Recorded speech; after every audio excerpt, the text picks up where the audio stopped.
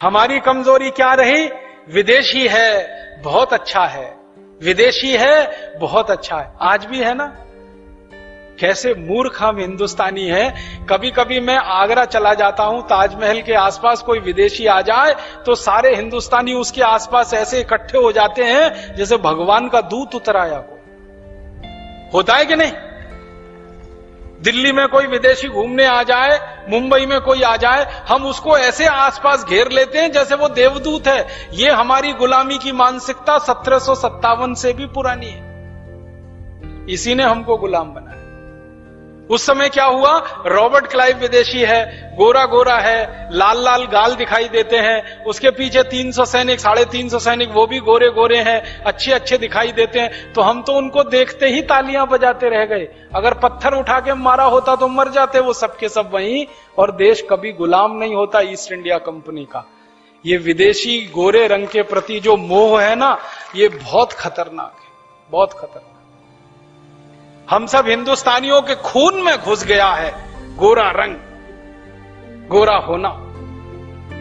मुझे इतना तकलीफ होती है, गुस्सा भी आता है। रविवार का अखबार जब मैं पढ़ता हूं ना, तो उसमें एक कॉलम निकलता है, वैवाहिक कॉलम, मैट्रिमोनियल। तो हर एक को उसमें लिखा रहता है, गोरी वधू चाहिए, गोरी बहू चाहिए, गोरी पत्नी चाहिए। अब सबको गोरी चाहिए तो काली कहां जाएंगी? मुझे समझ में नहीं आता ये गोरे रंग के प्रति इतना आकर्षण हम में क्यों आ गया। गोरा एक रंग ही है ना, काला भी एक रंग है।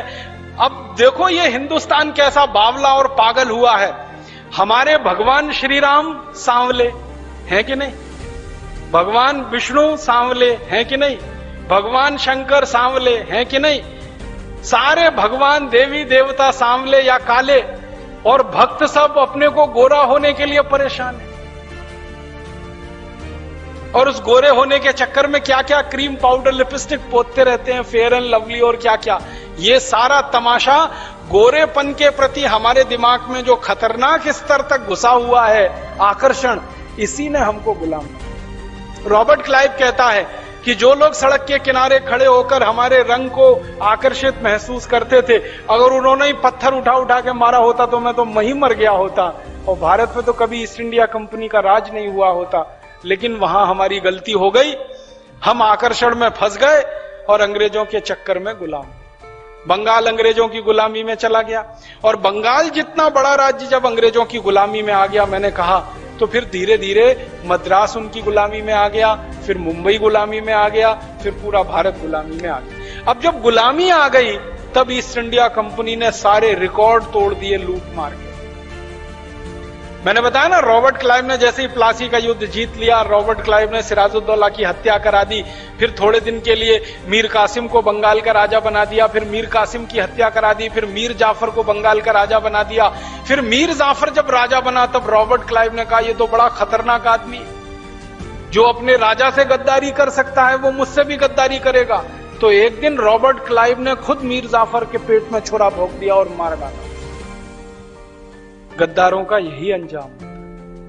अब मीर जाफर तो मर गया, 1 करोड़ स्वर्ण मुद्राओं के चक्कर में पूरे देश को हमेशा के लिए गुलाम बना गए। कुर्सी के लालच में, पैसे के लालच में वो तो मर गया, लेकिन देश गुलाम हो गया। फिर रॉबर्ट क्लाइव राजा बन गया, बंगाल का राजा बन गया, तो लूटना शुरू किया और लूट के सारे रिकॉर्ड तोड़ दिए। मैंने बताया ना, उसने अकेले कलकत्ता शहर से 900 पानी के जहाज भर के सोने चांदी हीरे जवाहरात लूटे, और जब लूट के लंदन ले गया तो लंदन की पार्लियामेंट में उससे बात की गई, जिरह की गई, बहस की गई कि तुम भारत से क्या लाए हो। कहने लगा, सोने चांदी के जहाज भर के लाया हूं। कितने लाए हो? तो 900 जहाज लाया हूं। तो इंग्लैंड का प्रधानमंत्री हैरान हो गया, कहने लगा, इतना? उसने कहा, हाँ इतना। तो इंग्लैंड के प्रधानमंत्री ने पूछा, ये कहां से लाए हो? पूरे भारत से। उसने कहा, पूरे भारत से नहीं, भारत के एक शहर कलकत्ता से। पूरे भारत में तो पता नहीं कितना सोना चांदी है। तो फिर उससे पूछा गया, ये कितना है, पैसे कितने हैं, माने कितना है पैसे में ये सारा सामान? तो उसने कहा 1000 मिलियन स्टर्लिंग पाउंड। ये उसने रकम बताई थी, इसको लिख लो आप, 1000 मिलियन स्टर्लिंग पाउंड। लूट का जो धन ले गया, सोना चांदी हीरे जवाहरात मुन्ना माणिक मोती, जो भर भर के 900 जहाज ले गया था, उसकी रकम उसने बताई 1000 मिलियन। मिलियन समझते हैं? 10 लाख। 1000 गुणा 10 लाख स्टर्लिंग पाउंड। और एक स्टर्लिंग पाउंड इस समय है लगभग 80 रुपए का।